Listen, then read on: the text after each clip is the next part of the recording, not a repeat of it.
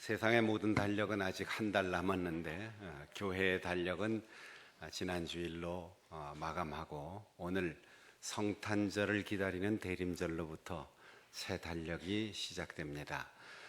새 달력의 첫 주일 영감 있고 멋진 찬양으로 하나님 앞에 영광을 돌리고 우리 마음에 감동을 준 우리 임마누엘 찬양대 격려의 박수 보내주시겠습니다.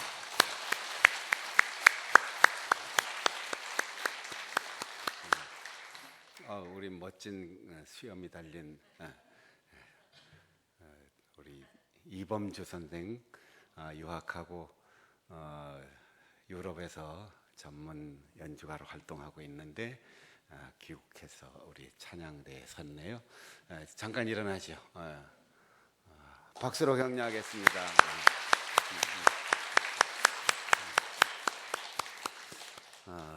좋은 일은 자꾸 소개하면 더 좋지요.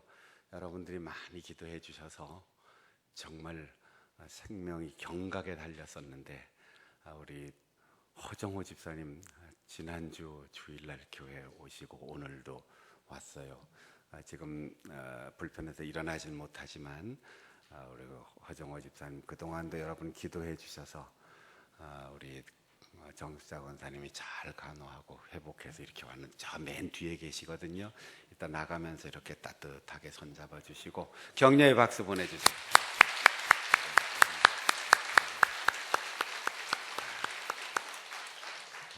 감사합니다. 또 우리 모스크바 선교사님 가족이 오셨는데 제가 모스크바를 3번을 갔다 왔잖아요. 첫 번째 갔을 때 선교사 회장 하셨던 이성주 선교사님, 26년째 지금 모스크바에 계시는 이성주 선교사님, 이계한 선교사님, 장로교 합동 측 선교사님이신데 저하고 워낙 친해져서 우리 교회 예배를 오셨고 그 옆에는 따님이 찬미도 오셨고 우리 선교사님 아들 둘은 초기 한국에 와서 우리 장충당교회 청년 예배에 쭉 참석하면서 우리 교회에서 잘 지냈어요. 또 따님이 이번에 모스크바 의과대학을 졸업하고 한국에 연수 오셨는데 반갑습니다. 자리에 일어나시면 우리 박수로 격려하겠습니다. 반갑습니다.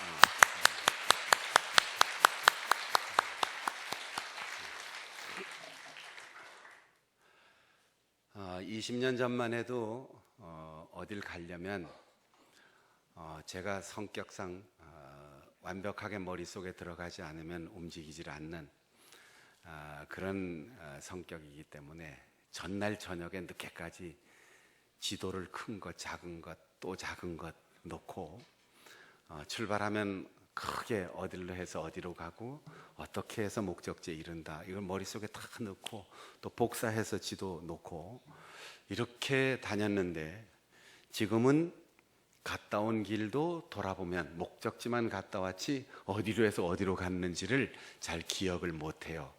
왜냐하면 순간순간 우회전하세요, 좌회전하세요, 고가도로 우측으로 내려가세요, 터널로 들어가지 마세요. 친절하게 안내를 해주기 때문에 전혀 길에 대해서 걱정할 게 없어요.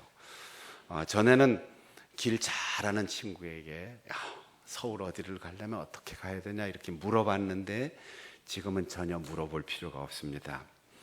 그런데 항상 의문이 있어요. 왜 길을 안내해주는 내비게이션의 목소리는 남자 목소리가 없을까? 혹시 들어보셨어요? 남자 목소리나 나오는 안내? 여자 목소리인데 아마 운전자들이 숫자가 남자가 많은데 대개 여자 말을 듣게 되어 있으니까 아마 여자 음성으로 나오지 않는가 그런 생각도 하는데 한편은 곁들여서 이왕이면은 여자 목소리로 나오되 대전을 쭉 지나서 전라북도 익산입니다 뭐 이렇게 나올 때 좀 그 지방 사투리로 징하게 멀리 왔네요 이렇게 이제 해주면 얼마나 좋을까. 청주예요, 강릉이래요 이렇게 나오면 참 구수하고 재미있겠다 그런 생각도 했어요. 남자는 새 여자의 말을 잘 들어야 인생이 행복하다. 그런 속담이 그때부터 나오기 시작했어요. 20년 전부터. 우선 운전할 때는 내비게이션에서 안내하는 미스킨 말을 잘 들어야 된다. 김신지는 모르겠어요. 또 골프 하시는 분들은 골프장 갔을 때 자기 고집대로 치지 말고 캐디 아가씨의 말을 잘 들으면 좋다. 그리고 집에 오면 아내 말 잘 들으면 행복하다. 그래서 남자들은 새 여자의 말을 잘 들어야 된다 그랬는데, 내비게이션이 없을 때 우리가 어떻게 운전하고 어떻게 살았을까 할 정도로 이제는 자동차마다 다 GPS에 의한 내비게이션이 달려 있으니까 운전하는데 전혀 걱정이 없죠. 그런데 우리가 자동차를 운전해서 목적지에 가는데 이 순전하게 나를 위해서 안내해주는 그 목소리를 놓치거나 또 잘 안 듣는 사람이 있어요. 그러면 이제 행복이 끝나고 불행이 시작되는 거죠. 빙빙 돌아다니기 시작하는 거예요. 그리고 주의를 기울여 놓치면은 한참 시간이 더 소모가 되죠. 우리가 개인의 인생을 살든 혹은 공동체든 한 나라나 민족이든 모두 지혜로운 사람, 현자, 철학자, 그리고 미래를 내다볼 수 있는 안목을 가진 사람들이 어느 시대나 있는데 요즘 지도자가 없다. 현명한 사람이 없다. 요즘 말로 하면 내비게이션을 통해서 안내해주는 목소리가 들려오지 않는다는 거예요. 화살표가 없다는 거죠. 그러니까 장시간 달려도 제자리, 힘들게 가는데 몇 배나 더 많은 시간이 걸릴 수 있습니다. 하나님께서는 이스라엘 민족의 역사 속에 굽이 어려울 때마다, 백성들이 곁길로 갈 때마다 마치 내비게이션처럼 선지자들을 보내주시고 그들을 세워주셨는데, 그들이 항상 하는 이야기는 공통점이 있습니다. 돌아보라, 어디서 왔는지 너희는 나그네였다. 바라보라, 어디로 가는지 너희들은 영원한 새 하늘과 새 땅 하나님 나라의 주인공이다. 그리고 둘러봐라, 지금 말씀대로 성전을 중심으로 예배하면서 한 걸음 한 걸음 걸어가야 한다. 이것이 선지자들이 끊임없이 이스라엘 백성들을 향하여 외친 예언의 말씀이었습니다. 예수님께서 오시기 700년 전 이사야 선지자의 시대는 가나안 땅에 정착한 이스라엘 그 나라 북쪽에는 아시리아가 세계 제국을 이루어서 팽창 정책을 쓰고 있었고, 오랜 역사를 가진 이집트가 강대국을 형성하여 팽창 정책을 쓰고 있었습니다. 이 양쪽 나라가 팽창할 수 있는 것은 그 중간에 끼어 있는 이스라엘을 점령하는 것이었고, 애굽이 아수르를 치기 위해서, 아수르가 애굽을 치기 위해서는 반드시 팔레스타인, 이스라엘이 사는 이 지역을 통로로 사용할 수밖에 없었습니다. 이 대제국의 팽창 정책의 틈에서 이스라엘은 아수르의 눈치를 봐야 하고 애굽의 눈치를 봐야 하고, 아수르에 붙어야 한다, 애굽에 붙어야 한다. 어느 제국이 승리할 것이다, 어느 제국이 우리에게 도움이 될 것이다. 그렇게 임금들로부터 백성들에게까지 강대국에 의지하는 생각 때문에 하나님을 점점 잊어버리게 되었습니다. 젖과 꿀이 흐르는 가나안 땅에 살면서 그 가나안을 주신 하나님을 잊었습니다. 성전을 세워놓고 그 성전을 통하여 만나 주시겠다고 하는 하나님을 잊어버리고 우상을 세우기 시작했습니다. 그래서 이사야 1장에 보면 너희들이 그 우상을 섬기는 하나님을 잊어버린 범죄 때문에 머리끝에서부터 발끝까지 성 한 대가 없이 하나님 앞에 매를 맞았다. 그리고 남과 북이 분열하여 서로 대립하면서 무너지고 쓰러지고 망할 위기에 직면해 있지 않느냐. 그러면서 이사야 선지자가 말합니다. 내가 하나님의 말씀을 받았다. 여기 받았다는 말은 손으로 주고받았다가 아니고 보았다, 알아차렸다, 깨달았다라는 뜻이에요. 여러분, 어느 시대든 경제, 사회, 문화, 군사가 중요한 게 아니고 하나님의 뜻을 깨닫는 사람이 있느냐 없느냐가 중요한 것이에요. 한 가정에 아버지가 얼마나 세속적으로 성공했느냐, 어머니가 얼마나 아름답고 솜씨가 좋으냐, 그게 중요한 게 아니에요. 하나님의 말씀대로 살아가는 아버지, 눈물로 기도하는 어머니, 그 신앙의 가르침의 길을 따라오는 자녀, 거기에 행복한 가정의 미래가 있는 것입니다. 임금들이 갈 바를 모르고 백성들이 우상을 숭배하고 하나님을 다 잊었어도 하나님의 뜻을 보고 하나님의 뜻을 알아차리고 하나님의 뜻을 받드는 이사야 선지자가 있었기에 이스라엘 민족은 불행한 민족이 아니고 상처받은 민족이 아니라 희망이 있는 민족이 되는 것입니다. 이사야 선지자는 말합니다. 세계 모든 산 위에 우뚝 서 있는 시온 산을 오르는 길을 출발하자. 시편 122편에는 다윗이 이스라엘 민족의 역사에 가장 위대한 임금으로 꼽히는 다윗이 이렇게 고백합니다. 사람들이 나에게 성전에 올라가자 할 때 내가 기뻐하였도다. 혹시 또 주일 교회 가서 또 뭐 해야 되는데 걱정이나 불안이나 불평을 안고 마지 못해서 여기까지 오신 분 없어요? 내가 목사니까, 내가 장로니까, 내가 권사니까 이러고 교회를 찾아오신 분은 없습니까? 이 세상에 그 누가 오라고 해도, 그 누가 만나자고 해도 주일, 예배, 찬송, 기도, 설교를 듣는 시간, 성경을 공부하는 시간, 교회에서 봉사하는 시간, 이것이 가장 기쁘다라고 고백할 수 있는 다윗과 같은 신앙과 인생의 고백이 여러분 모두의 고백이 될 수 있기를 바랍니다. 정말 그렇게 기뻐할 수 있겠습니까?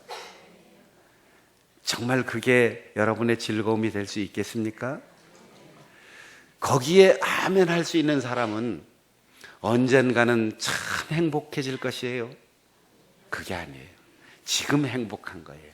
성공해서 행복한 게 아니고 행복하기 때문에 그게 성공한 거예요. 세상 모든 사람들이 다 성공을 언젠가는 추구하고 이루고 소유할 것이라고 생각하며 지금부터 계속해서 불행하게 살아가는 사람들이 있지만 우리는 오늘 행복한 거예요.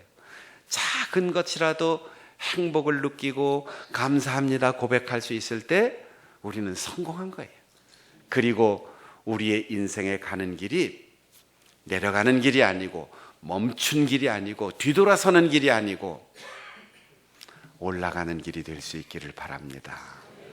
10년 전이나 20년 전이나 결혼하기 전이나 결혼한 후에나 학생 때나 사회인이 됐을 때나 똑같든지 아니면 남자는 군대 갔다 와서 내려가고, 여자는 시집가면 내려간다는 신앙 교회의 속담이 있는데, 좋은 배우자를 주신 하나님 앞에 감사해서 신앙이 성장하고, 대한민국의 남아로서 의무를 다하고 사회로 돌아와서, 야, 대한민국에서 내가 표준 남자다, 그런 자부심을 가지고 신앙과 사명이 성장하고, 나 같은 사람을 부르시고 장충단교회 믿음 공동체의 식구가 되게 하시고, 나를 어여삐 여기셔서 내가 주님을 알지 못할 때 전도자를 만나게 하시고, 그들을 통하여 예수 그리스도를 소개받게 하시고, 여기서 신앙이 무럭무럭 성장하게 하셨으니 감사합니다. 그 신앙과 사명과 행복감이 날마다 시온산을 올라가는 등산 코스처럼 그렇게 올라갈 수 있기를 바랍니다. 등산하는 사람들이요, 산 밑에서 말이 많아요. 어느 길로 올라가야 되느냐, 어디서 머물러야 하느냐, 날씨가 적당하냐, 밥은 챙겨왔냐, 뭐 이런 거 참 얘기하다가 올라가면 올라갈수록 말이 적어집니다. 왜? 쓸데없는 에너지를 소모할 필요가 없기 때문이에요. 낙오된 사람 낙오된 사람대로 보호해주고 나는 올라가야지 돼요. 그런데 너 내가 일찍 자라 그랬더니 안 잤구만, 그러니까 중간에 피곤해지, 그런 얘기 할 필요 없어요.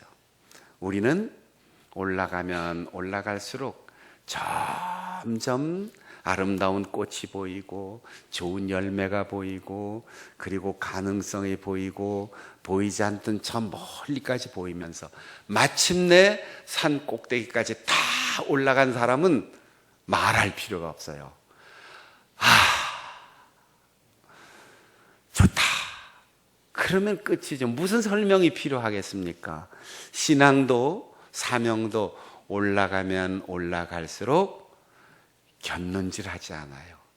불필요한 에너지를 소모할 그런 다른 일에 신경 쓰거나 말을 많이 하지 않아요. 날마다 더 올라가고, 날마다 불필요한 에너지 소모가 줄어들고, 날마다 우리가 다른 일에 대한 말이 줄어들고, 오직 신앙으로 사니까 좋구나, 기도하니까 좋구나, 말씀대로 살아가니까 좋구나, 성령 충만하니까 좋구나, 기쁨의 탄성만 여러분의 입에서 감동으로 울려 나올 수 있기를 바랍니다. 두 번째로 이사야 선지자는 말합니다. 출발해서 올라가되 목적지를 확인해라. 예루살렘에 이르는 길을 가라는 거예요. 내려가는 길 가지 말고, 돌아가는 길 가지 말고, 전혀 엉뚱한 다른 곳으로 가지 말고, 열심을 다하여 걷되 목적지를 확인하라. 방향성을 의미합니다. 출발했으면 올바른 방향으로 걸어가야 해요. 그리고 멀리 목표가 있어도 한 걸음 한 걸음 걸어가면 지루하고 힘든 것 같지만 차츰차츰 거리는 좁혀집니다. 그러나 멀면 멀수록 힘들어요. 게다가 가다가 주저앉거나 뒤로 물러서면 점점 더 멀어집니다. 목적지가 어딘지를 한순간도 잊으면 안 된다는 거예요. 대림절로 새 달력이 시작될 때 이 대림절은 성탄절, 예수 그리스도께서 이 땅에 오셨음을, 그리고 내 곁에 계심을, 그리고 다시 오실 것을 믿는 기다림의 절기입니다. 이때 우리가 성탄절을 기다리는 4주를 보낼 때 뭘 생각해야 됩니까? 여러분, 성탄절 그러면 뭐가 생각나요? 막년회, 선물, 누구 만나고, 휴일이고. 성탄절의 주인은 크리스마스, 그리스도이신 예수님이 탄생한 것을 기념하는 날이에요. 예수님을 잊지 말아야지 돼요. 그런데 우리는 제일 먼저 생각하는 게 산타 할아버지 생각한다고요. 제가 손자를 보고 귀국하는 길에 큰 손자에게 이렇게 얘기했어요.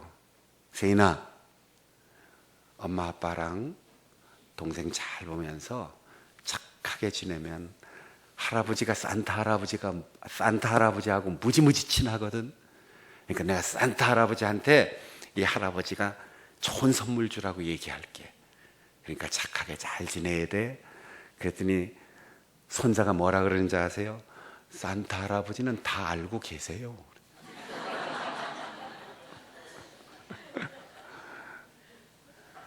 성탄절은 산타 할아버지의 날이라고 부지중에 사람들이 생각해요. 그런데 문제가 있습니다. 예수님을 잊어버리는 정도가 아니고 산타 할아버지를 자꾸 교육시키고 가르치고 거기에 희망을 걸어주니까 예수님을 잊어버릴 뿐 아니라 산타 할아버지가 어떻게 생겼어요? 일단 전 세계를 하룻밤에 싹 돌아야 되니까 무척 빨리 달릴 텐데 안전벨트도 안 맸지요? 게다가 술병을 들고 다니는 모습에 그림이 있지요? 알코올 중독인지 코는 새빨갛지요? 게다가 다이어트도 안 해서 뱃살이 굉장히 많이 쪄서 비만의 표준이 되지요? 인심 좋게 막 선물 뿌려주는데 이건 교육상으로도 좋지 않아요. 많이 주는 게 좋다 이렇게 생각하는 거죠. 원래 산타 할아버지의 1950년대 전까지는 옷이 녹색 옷이었습니다. 그런데 코카콜라 회사에서 상표를 쓰면서 붉은색 옷으로 다 바꿨어요. 그래서 우리는 빨간색 옷을 입고 다니는 산타 할아버지만 아는데 그게 기업의 마케팅에 이용이 되는 거죠. 앞으로 좀 바꿀 수 있으면 산타 할아버지도 썰매에 안전벨트 꼭 매고 출발하시도록 하고 조금 살 좀 빼셔야지 굴뚝 속으로 들어갈 수 있지 그 몸으로 들어가기 어려워요. 그리고 꼭 필요한 것 적절하게 나눠주고 과속하지 말고 이런 걸 좀 가르쳐야 되고 유럽의 어린이들은 산타 할아버지가 어디 사냐 물으면 북극에 산다. 이건 할아버지들 얘기는. 산타 할아버지의 고향은 중국입니다. 이렇게 대답한다는 거예요. 받은 선물을 다 보면 뒤에 메이드 인 차이나 이렇게 되어 있으니까 전부 산타 할아버지가 중국에서 하는 줄 안다는 거죠. 우리가 중세기 이후부터 성탄절을 교회를 통한 절기로 기독교가 전파되는 곳마다 다 전파됐는데 목적지가 잘못된 거예요. 예수 그리스도를 기다리고 예수 그리스도의 임재를 느끼고 이 땅에 구세주로 오신 예수님을 가르쳐야 될 절기가 선물 받고 산타 할아버지를 기다리는 그런 계절이 되었던 거죠. 우리 교인들도 마찬가지입니다. 망연회를 어디서 할까? 누구를 만날까? 어디를 갈까? 어떤 선물을 주고받을까?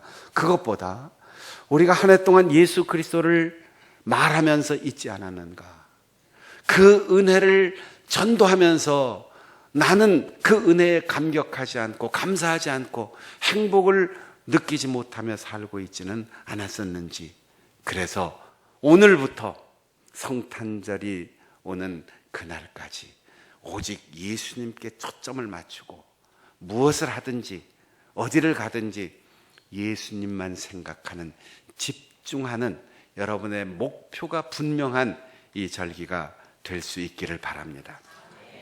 선지자는 말합니다.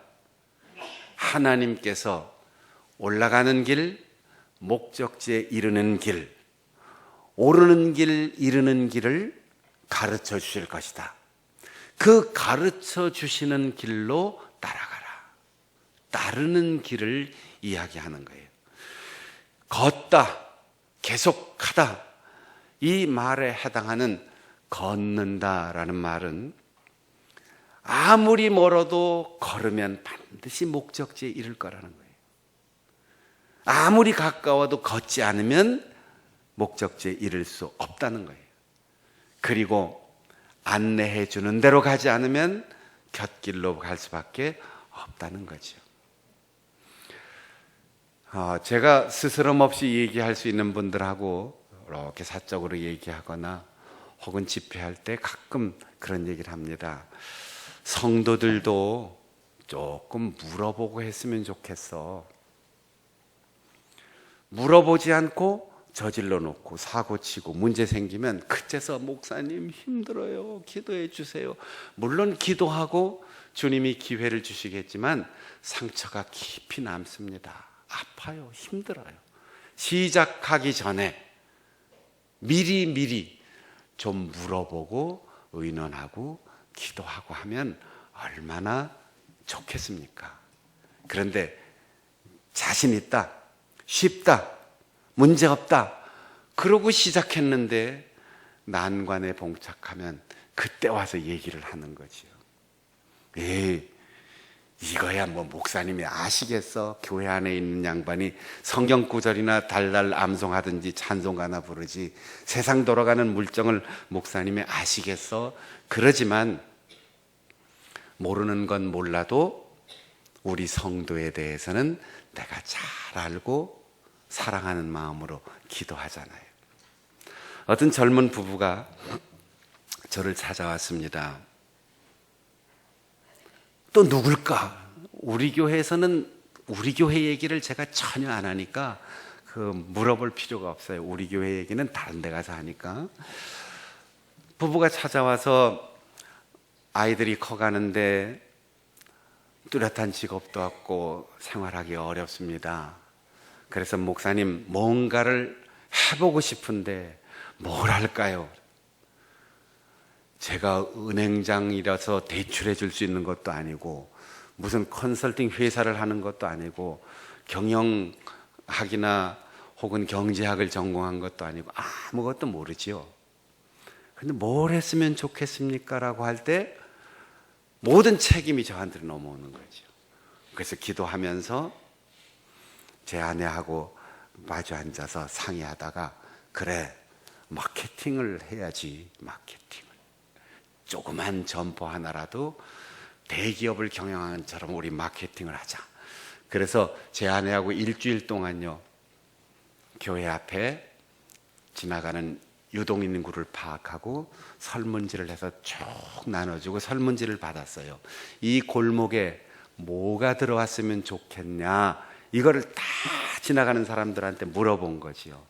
그랬더니 거기에 지나가는 유동인구 많은 사람들이 여기엔 중국 음식점도 있고 슈퍼마켓도 있고 카페도 있고 이발소도 있고 뭐 다 있는데 분식점이 하나 있으면 좋겠대요. 그래서 여론조사 결과를 가지고 분식집을 해라. 그런데 이 두 내외가 음식 솜씨가 없어요. 그래서 저와 제 아내가 틈틈이 한 달 동안 서울 시내에 유명한 분식집, 쫄면, 김밥, 떡볶이, 라면 이런 분식집을 순례를 했어요. 지금도 어디에 무슨 음식점, 어디 무슨 쫄면집, 어디 김밥집 훤합니다. 가서 먹어보고 그 맛을 분석하고 그리고 얘기해 주는 집은 비결도 물어보고 그래서 떡볶이를 할 때 매운맛만 들어가는 게 아니고 커리가 들어가는 집도 있고 짜장이 들어가는 집도 있고 쫄면을 어떻게 삶아서 어떤 양념을 해야 되는지 아주 어묵까지 통달을 할 정도로 한 달 넘게 제 아내하고 조사를 다녔어요. 그리고는 레시피를 만들어서 두 내외가 음식 솜씨가 좀 덜해서 그거를 다 외우고 익숙할 수 있도록 제 아내가 한 달을 넘게 주방을 맡아서 요리 전수를 하고 간판도 옛날식 간판이 아니고 뭐 제1분식, 중앙분식, 서부분식, 남부분식 뭐 이런 거 아니고 그 두 내외 이름을 하나씩 따서 철이와 수기의 사랑 이야기 이렇게 부부의 이름으로 사랑 이야기라고 하는 긴 간판을 했어요. 여러분 20년 전에 뭐 속내과, 김내과 이럴 때 속편한 내과 이런 것도 생겼잖아요.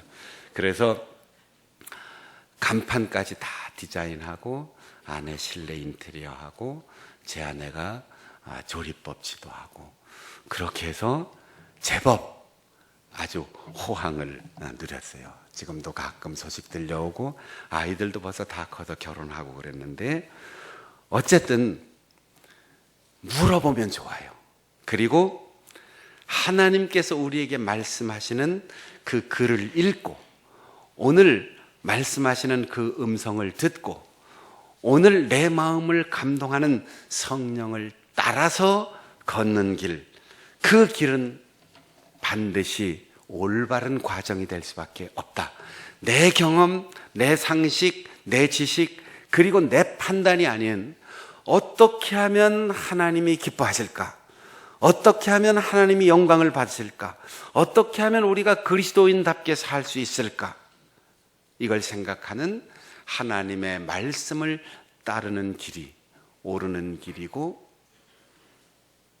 이르는 길이고 가장 올바른 길인 것을 여러분 기억하시고 언제나 무엇을 하든 쉬운 것도 자신 있는 것도 잘하는 것도 아버지 어떻게 할까요? 물어보고 그 뜻을 따라 실행할 수 있는 여러분들이 될 수 있기를 바랍니다.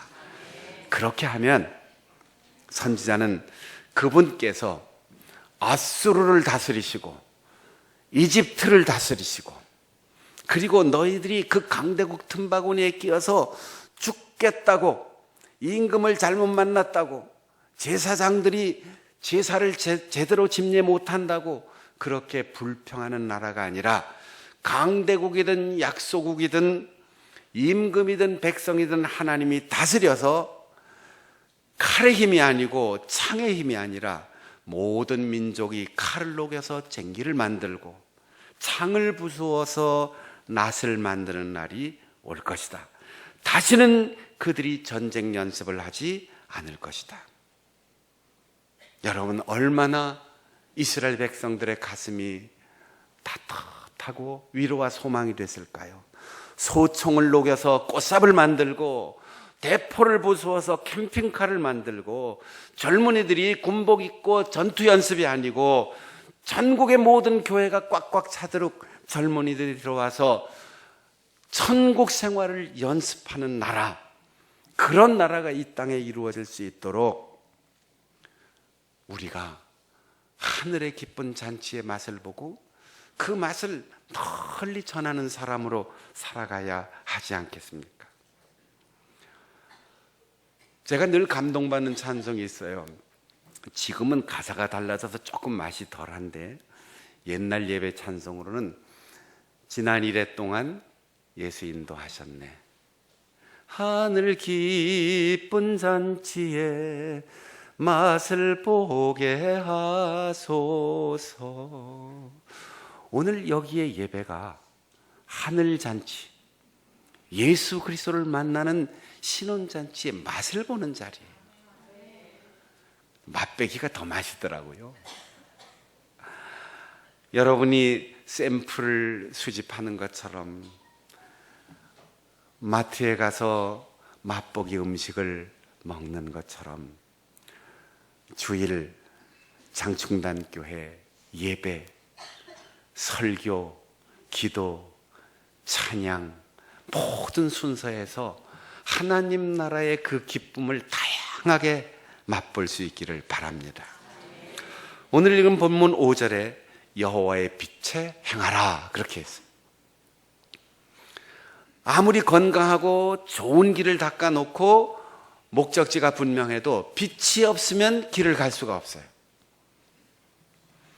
여기에 빛이란 말은 조명이라는 뜻인데 우리가 성경을 읽을 때도 검은 건 글씨고 흰 것은 종이다 이러면 빛이 없는 거예요. 어두움 속에서 성경을 읽는 거예요.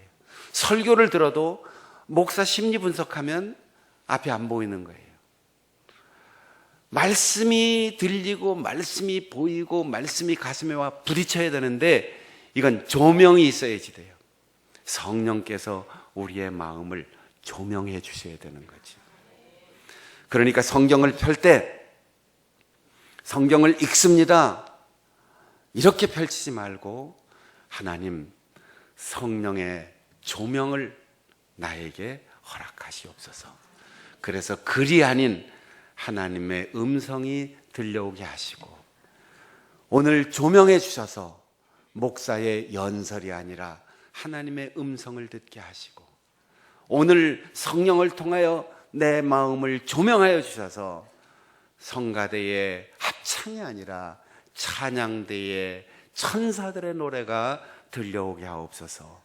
그때 우리는 성령의 조명을 받으며 사는 거지.